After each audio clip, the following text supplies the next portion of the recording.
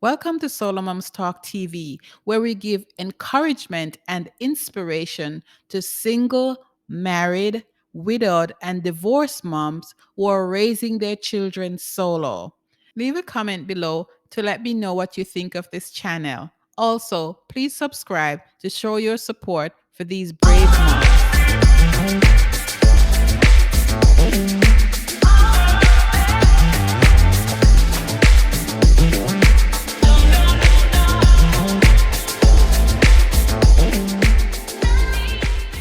So today I'm happy to talk with Dana Malstaff, boss mom, author, and solo mom.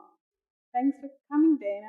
Thanks for having me. As usual, my first question is, how did you become a solo mom? Oh gosh.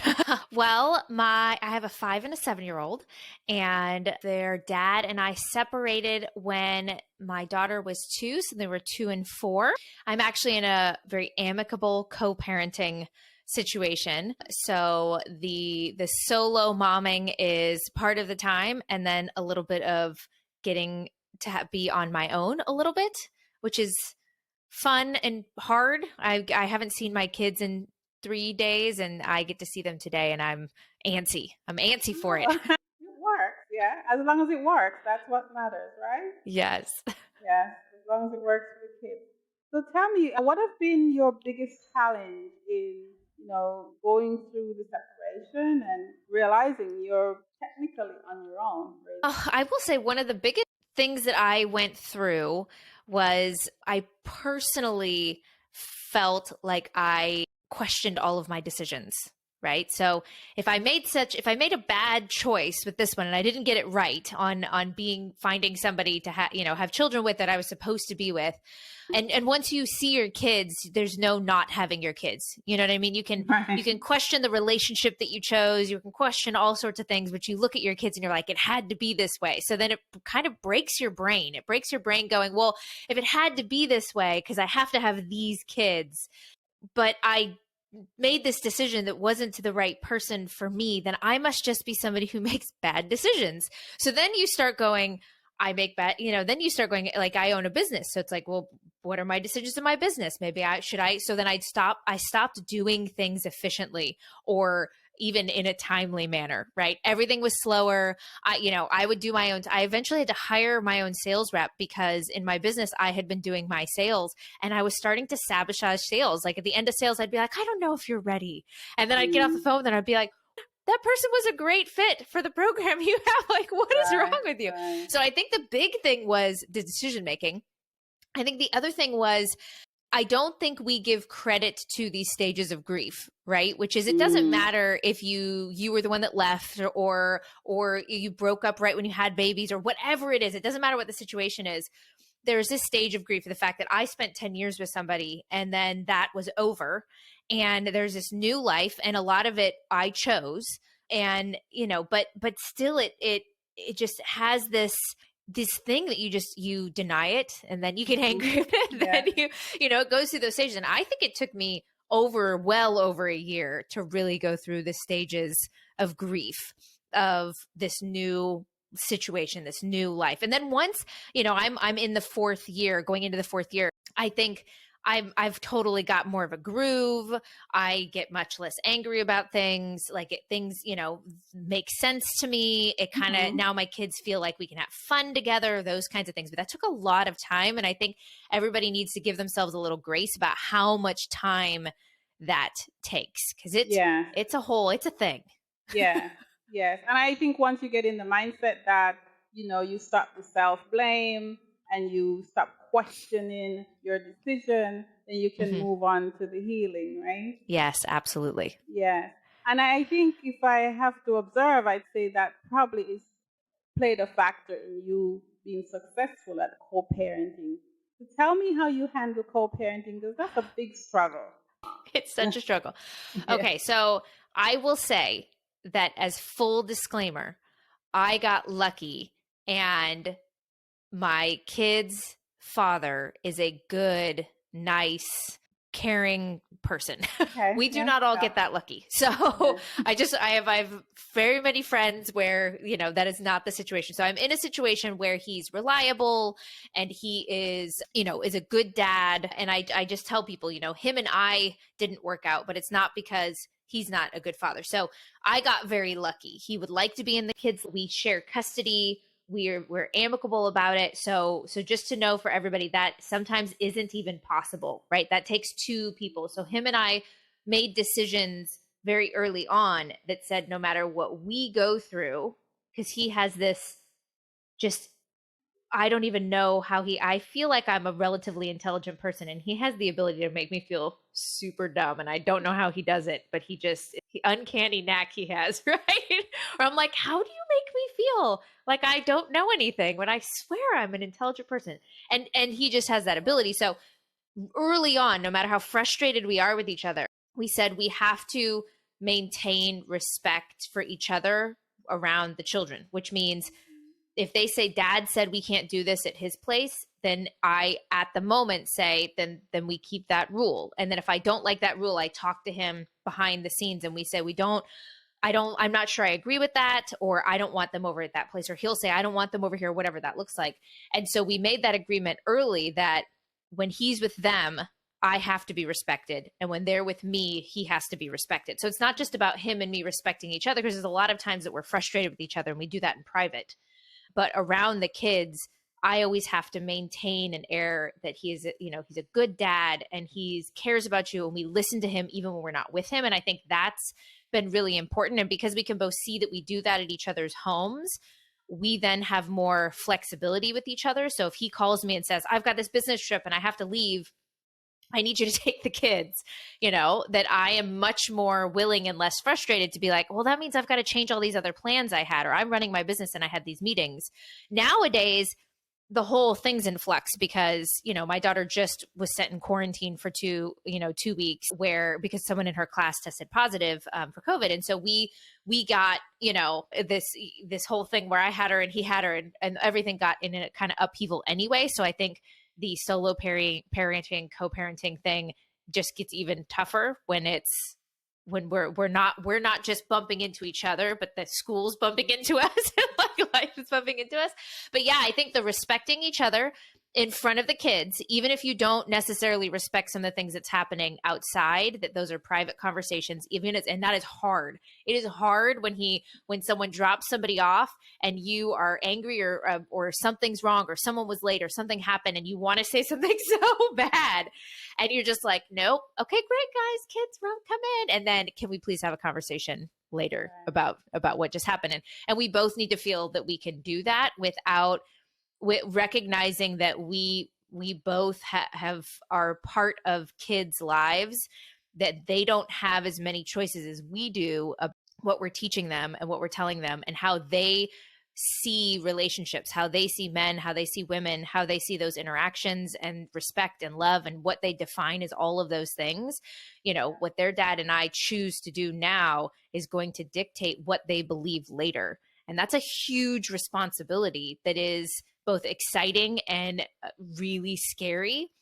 And I have to remember all the time that it doesn't matter what I think or want from my co-parenting relationship or whatever, that I have to stop and think of them first, even when it's tough. And that's just the sacrifice I have come to, and that I think we need to come to if we're a parent at all, but especially if we are in a solo parent situation. I appreciate that. One of my points in why we struggle so much is that we make co-parenting about us.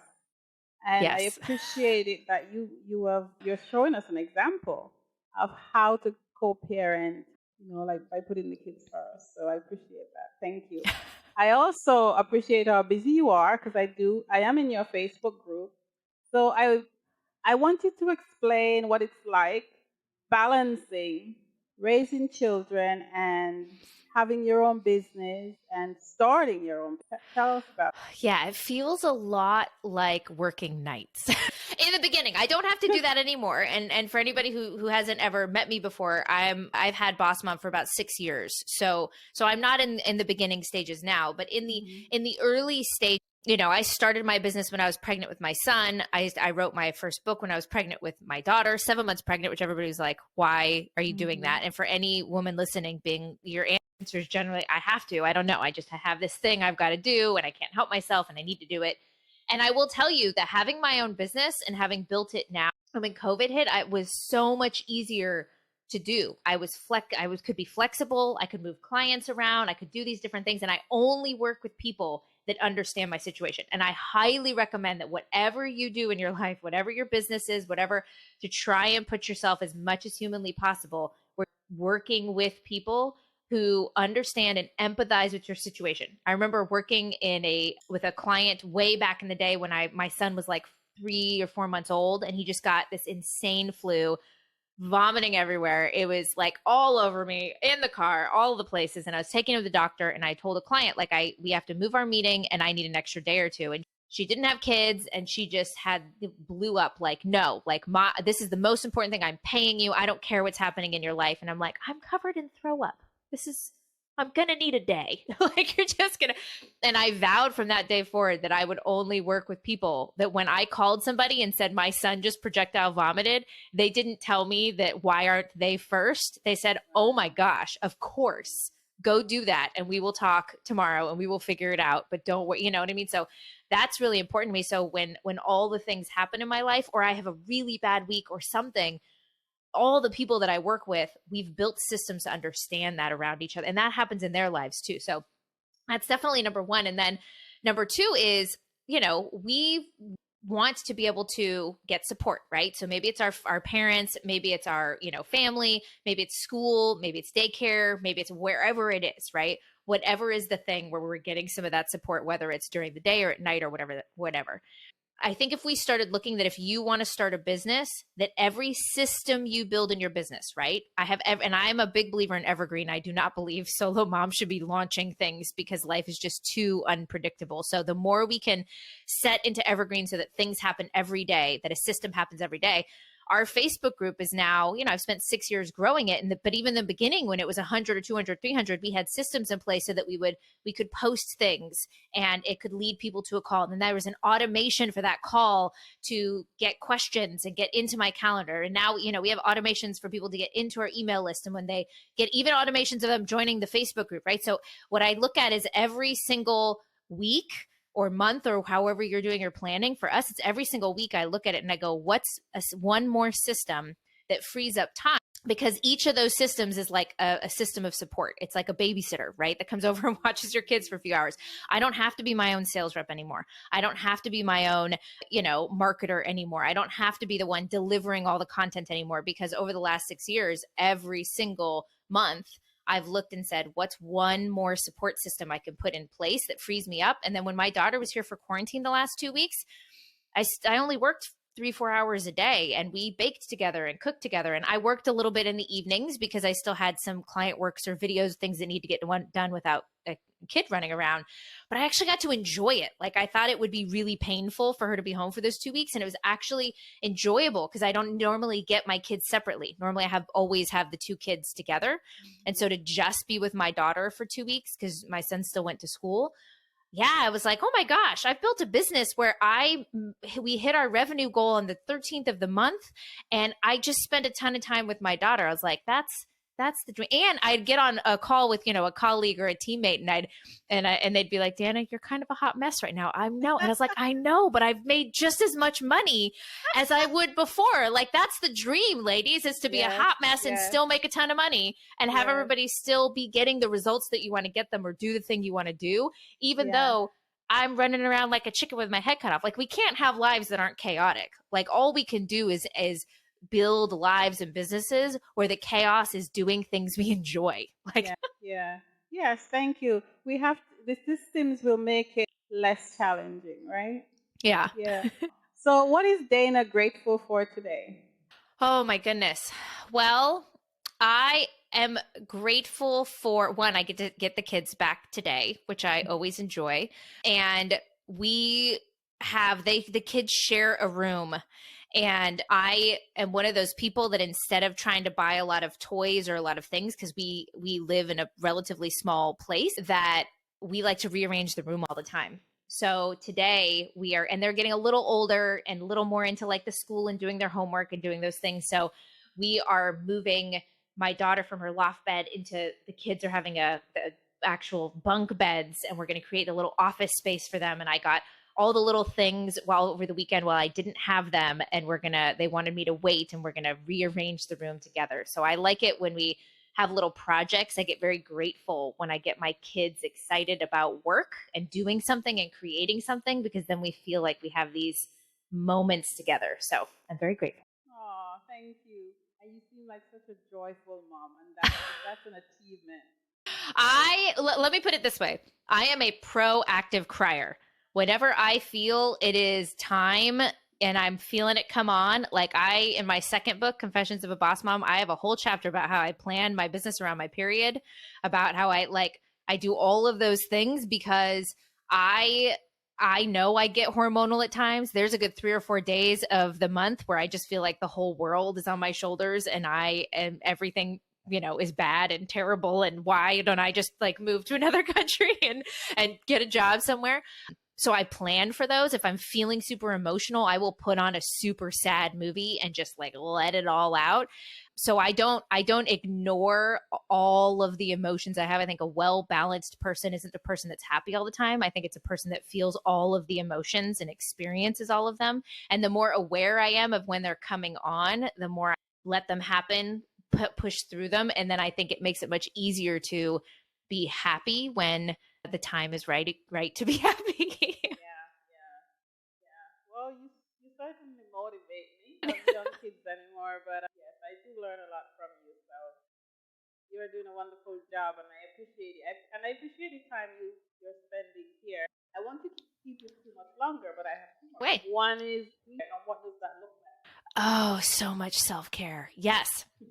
Although different things at different times. So just like in my business where I try and look and go one system at a time, I think us women, and especially moms, are notorious for wanting to do 18 things at once. And we look at the whole house needs to be clean and the whole thing. So we often look at it and go, well, I need to work on, lose the baby fat. Okay. So then I'm going to work out 30 minutes a day, 7 days a week. And I'm going to, and then and we try to pile on. And I've learned over the years just how unsuccessful that is for me. So I work on what I call anchors, which 1-minute tasks that help anchor me into a space of motivation to either potentially do the next thing or to set a habit, right? So for instance, I am not very good at working out. I don't like just running for the sake of running or working out for the sake of working out. I like skills, right? And I'm just not good at consistently 30 minutes a day. I'm just not one of those people that wakes up and is like, "Ooh, I just wish I was out working out." Not at all.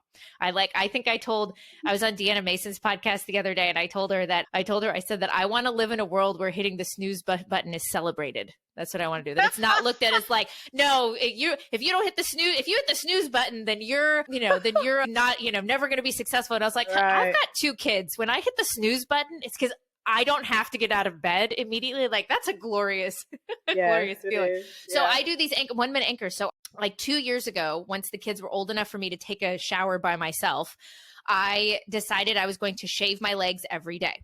Right. And it was not for anybody else. It was just for me. And it wasn't just because I wanted to have nice legs. Right.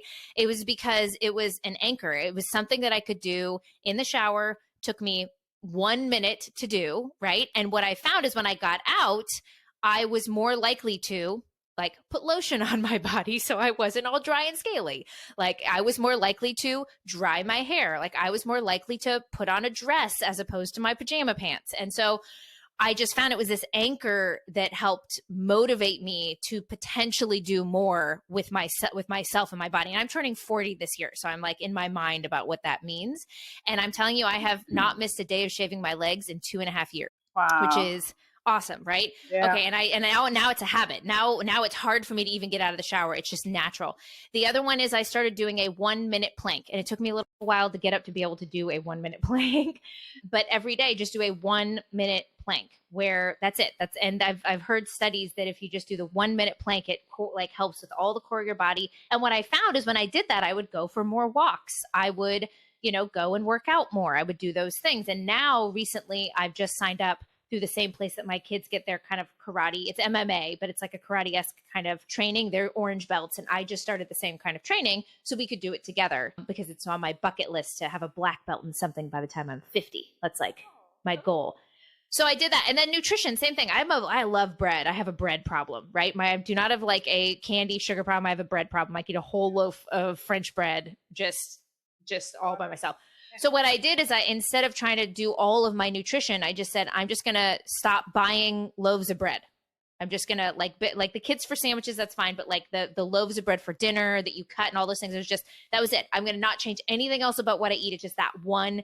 And then after a while of getting in the habit of not having that, okay, what's the next thing? Okay, well, the next thing is this particular thing I eat. Okay, I'm just going to try, do a week with just that one thing. I'm just not going to add salad dressing to my salad, right? That's the extra 1,000 calories. I'm just going to add a little olive oil and salt. And I'm just going to try that and so I got into these habits. I did the same thing with my coffee. I just said, I'm just going to just drink black coffee, and it's going to be painful for a few times, but now I'm conditioned to like black coffee, and now I'm not putting sugar or dairy or anything in my coffee. And those things over the last 2 years have now made it so that I don't have to diet or worry. I've just one tiny thing at a time altered my habits until that thing became a habit.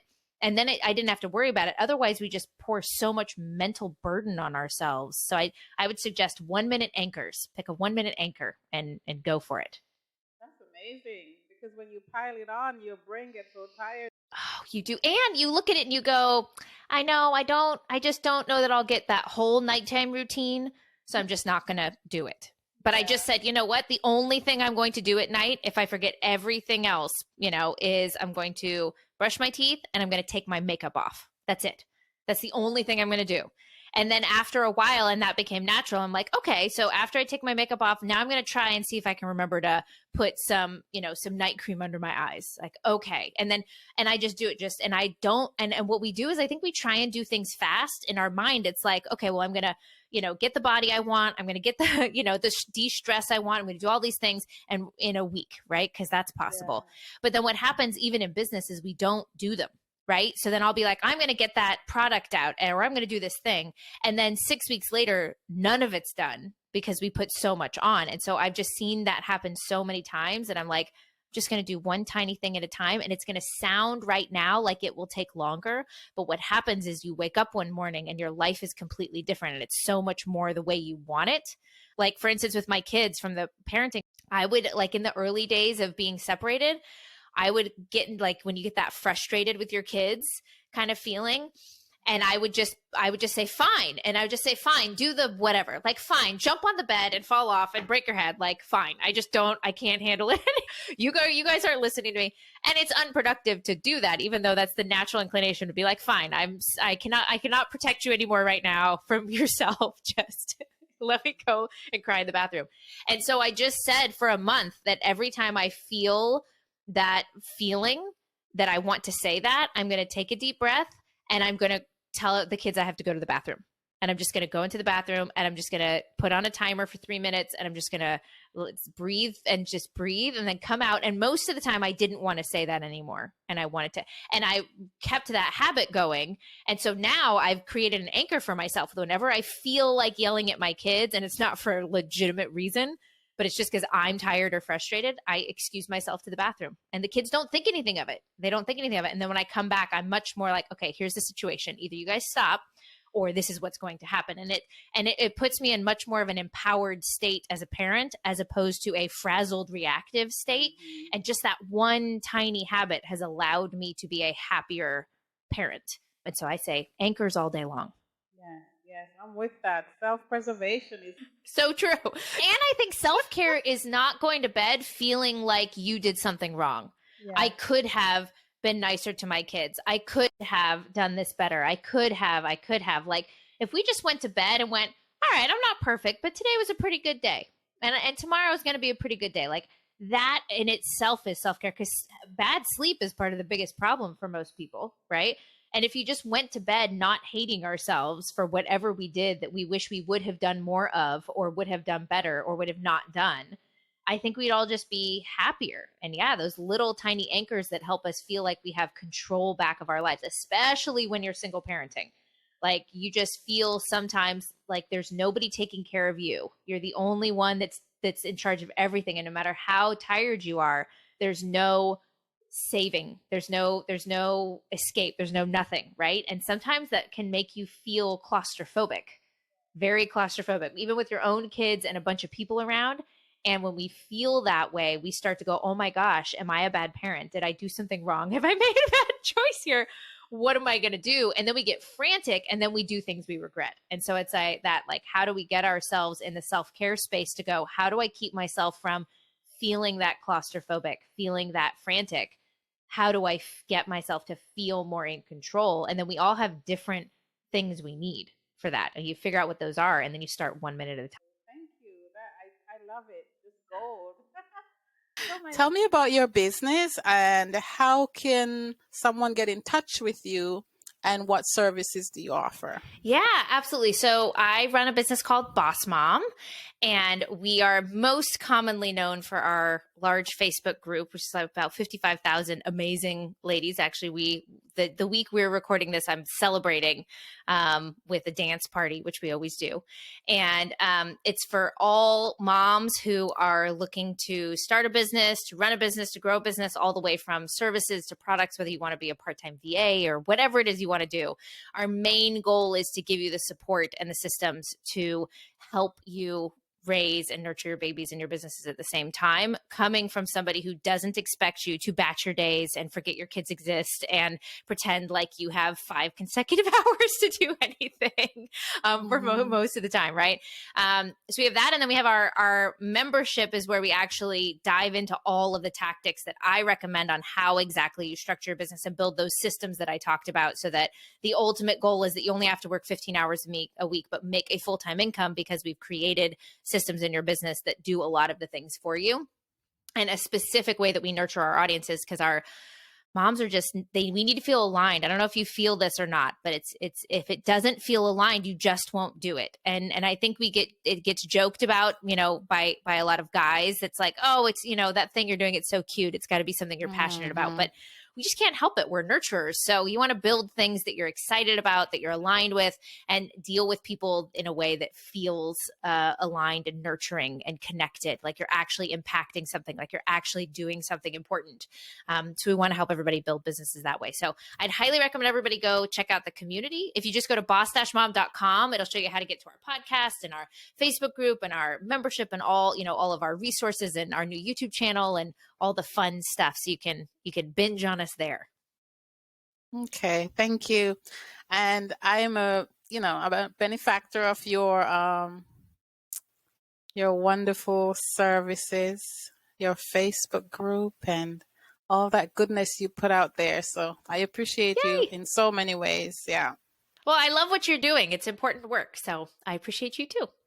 Thing for you, my task is to ask you, given all that you've shared with us today, and it's all very useful to us as whether we're a solo mom or not. But one piece of advice, your best piece for a solo mom, just roughing it right. Oh my gosh. One piece of advice. Well, I mean, the one statement would be like, you're going to get through this. It's going to be okay. I think that the most useful thing for a solo mom is to talk to your kids about being a team. I think that is the most useful thing I've done becoming a solo mom, because when you're with a partner, you have 2 people that are parents, and then the parents are a team and they're telling the kids what they should do. But when you're a solo mom, the kids are part of the team. And so what I try to teach the kids is, this isn't about you doing chores. I remember one time I was so tired. It was like, 3 months in last year of everybody being locked down, and it was time for bed. And the kids just said, Mom, we don't want to go to bed. And I said, going to bed isn't about you right now. It's not because you need to get sleep. It's not because I want to, make sure you're asleep. It's because I need to go to sleep. I need to be asleep by like 8 o'clock tonight, guys. This is not about you. Sometimes going to bed is about mom getting rest so that she doesn't cry at night, and telling them you're part of this team. My 5-year-old daughter knows how to make coffee and breakfast in the morning so that if we're running behind, she can help. Like my son knows how to help my daughter with things. And when you come at it saying, look, we are a team, like we're in this together and I need your help and you need my help. And I promise to listen and respect you as long as you promise to listen and respect me, and we'll communicate. And I look at my kids and I don't require them to be adults. I want them to feel like they can play and be kids for as long as possible. But I do want them to understand the dynamic of a team and respect and love. So when they do something, I often tell them, what you just did makes me feel like you don't care or love me, because if you're not going to listen to me, if you're not going to do the things that we need in this house to keep it clean, to keep it safe, to keep all of those things, then that means you don't respect or love me or the things in it. And is that true? And they'll go, no, not at all. And I said, well, then maybe we want to rethink how you handle that situation, because we're a team. And if we're not going to be a team, then we're not going to get through this together. And this isn't going to work. And we're not going to be happy. And then, so I think that would be my one advice, like, tackle the dealing with your kids not as being the person that has to manage everything and control everything, but let your kids rise up to helping, because they should see you cry.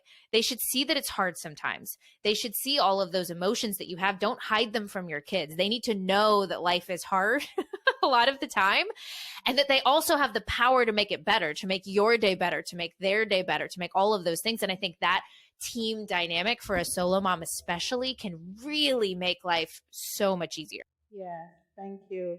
I think, thank you. I wish I knew that. But anyway, thanks, Dana Malstaff, for coming, talking to us on SoloMoms Talk. I really appreciate you. Oh, thanks for having me. This has been a blast. So,